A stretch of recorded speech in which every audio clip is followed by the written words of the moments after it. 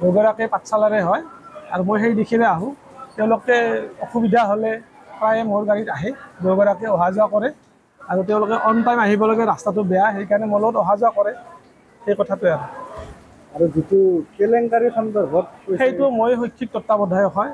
মই টকা পইচাৰ দিশত জড়িত নহয়, কিন্তু মই আমাৰ SMDCৰ সভাপতি মহোদয়, আমাৰ বিদ্যালয়সমূহৰ পৰিদৰ্শক, বিদ্যালয়ৰ অধ্যক্ষ, তেওঁলোকে যিখিনি সহায় সহযোগ বিচাৰে শৈক্ষিক তত্ত্বাৱধায়ক হিচাপে সেইখিনি মই সহায় কৰি দিওঁ, বা ধৰক অফিচলৈ যাব লাগে, অফিচৰ কাম কাজত আনিবলৈ সেই কামখিনি মই কৰি দিওঁ, আৰু এইটো SMDCৰ সহযোগত আমি সকলোৱে কামখিনি কৰোঁ। পত্ৰখনত যিখিনি অভিযোগ কৰিছে আপুনি প্ৰত্যাখ্যান কৰিছিল? পত্ৰখন একেবাৰে সম্পূৰ্ণভাৱে পঢ়া নাই, কৈছে কেইবাজনে। আচলতে মই আচৰিত হৈছোঁ, কাৰণ শৈক্ষিক দিশটোৰ লগত জড়িত হৈ মই আছোঁ আৰু আপোনালোকে এইটোও জ্ঞাত যে আমাৰ বিদ্যালয়ৰ অধ্যক্ষ পদটোৰ কাৰণে হাইকোৰ্টত গোচৰ চলি আছে, তাৰে কাৰণে হয়তো কোনোবাই উৰিয়া উৰি কৰি আছে, আৰু এই বিষয়টোৰ লগত মই জড়িত নহয়। কিন্তু মই শৈক্ষিক দিশটো জড়িত হৈছোঁ, যিমান পাৰোঁ মোৰ যি জ্ঞান আছে, যিখিনি বুদ্ধি আছে, মই চেষ্টা কৰিছোঁ। হয়তো মই সফল বিফল এইটো আমাৰ ছাত্ৰ ছাত্ৰীয়ে গম পাব, বা যিখন সমাজ সচেতন সমাজ আছে তেওঁলোকে গম পাব।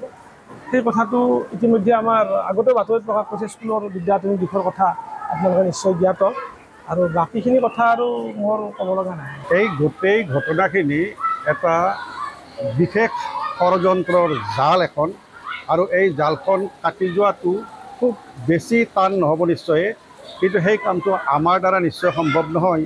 আমি সেইকাৰণে আইনৰ আশ্ৰয় ল'ব বিচাৰিছোঁ, আৰু অচিৰেই এই কথাৰ একেবাৰে যে সত্যতা নাই সেইটো প্ৰমাণ হ'বই, তাৰ কাৰণে আমি মাত্ৰ হয়তো অলপ দিন অপেক্ষা কৰিব লাগিব।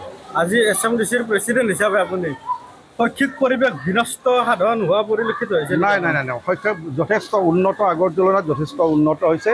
মাজতে আমাৰ কিছু অলপ খেলিমেলি আহিছিল, কিন্তু এতিয়া আমাৰ ছাত্ৰ ছাত্ৰীৰ সংখ্যা যথেষ্ট বাঢ়ি গৈছে, আৰু এতিয়া আমাৰ শিক্ষকো আমি যথেষ্ট বৰ্তমান পাইছোঁ। কিন্তু হায়াৰ ছেকেণ্ডাৰী লেভেলত শিকোৱাৰ কাৰণে আমি হাইস্কুল লেভেলৰ শিক্ষক যথেষ্ট পাইছোঁ এতিয়া। যিয়ে নহওক, শৈক্ষিক পৰিৱেশ বৰ্তমান খুবেই সুন্দৰৰূপে ক্লাছ চলি আছে, এতিয়া কোনো ধৰণৰ অসুবিধা হোৱা নাই।